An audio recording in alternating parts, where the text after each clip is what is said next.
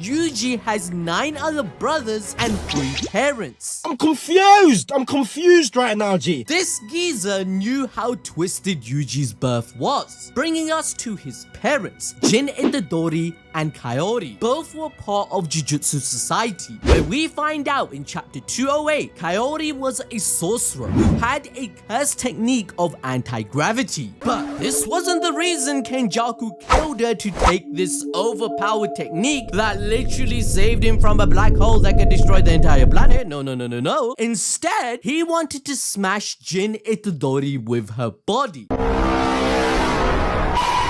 So after being killed and revived by Yuta, Yuji's near-death experience triggers a memory of his birth, and he dreams of being a baby held by his father, where Wasuke tells Jin to stop smashing Kenjaku because it will cause him to die. However, Jin wanted a child more than anything and did not listen. The Kenjutsu was just too good, and his love for Kaori overpowered his rationality. As a result, Jin Itadori replied to Wasuke that he should not say such things in front of a newborn Yuji, who would remember the conversation. It turns out Kenjaku took over, and given how his curse technique functions, Jin Itadori would feel like his wife was alive again. So we have to cut him some slack. Brain transplant allows Kenjaku to swap bodies even if they are dead. This technique leaves a stitch scar across the forehead because it cannot heal due to a binding vow revealed in Jujutsu Kaisen's official fanbook. Now, once Kenjaku was inside Kaori Itadori's body, he gained access to her curse energy and all her memories. This allowed him to replicate Kaori's behavior, conversations, and more. For example, Sukuna did the same thing to Hana Kurisu, using Megami's memories in chapter 213, exploiting her love for him. The crazy thing is, even the 6 eyes cannot recognize Kenjaku as an imposter. So how could Yuji's father? Love made him blind, which, as Gojo stated, is the most twisted curse of all. This resulted in Kenjaku orchestrating everything, as we learn through chapter 257 that he also possessed one of Sukuna's fingers that was sealed into Yuji whilst pregnant, to ensure he was a perfect vessel and cage for Sukuna. 16 years later, Kenjaku planted another finger at Yuji's school, which led to Sasaki from the occult club being endangered, and the sequence of events that forced Yuji's hand to eat another finger. This links to Kenjaku's statement in chapter 222 that not everyone has the courage to put their own life on the line, but if their hand is forced by someone else, they have no choice but to take action towards their ideals.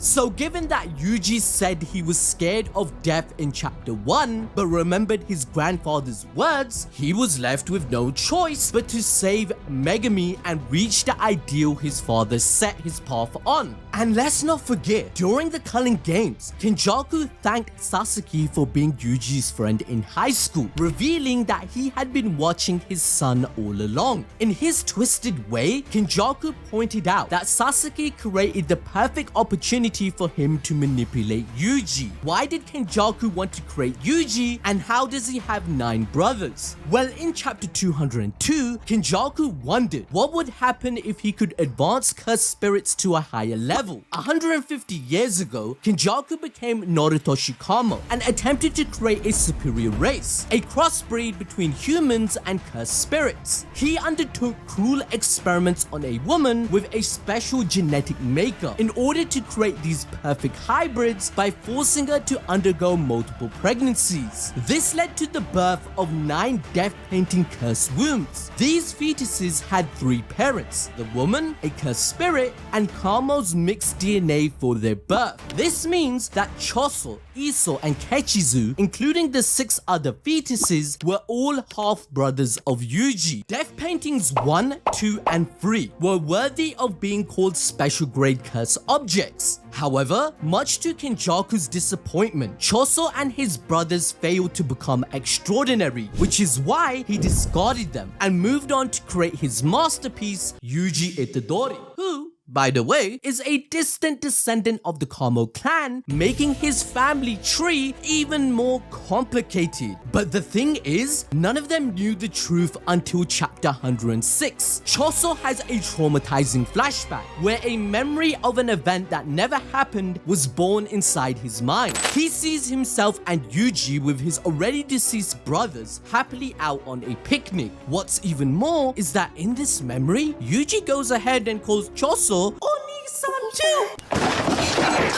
From then on, Choso didn't hesitate to protect his brother, thanks to his unique ability to sense them no matter how far they are. So in chapter 135, it was clear as day that Yuji is Choso's brother because he felt he was in danger. Now to enjoy more peak fiction, learn the story and powers of the strongest 13 demon lords. In that time, I got reincarnated as a slime. You won't regret it.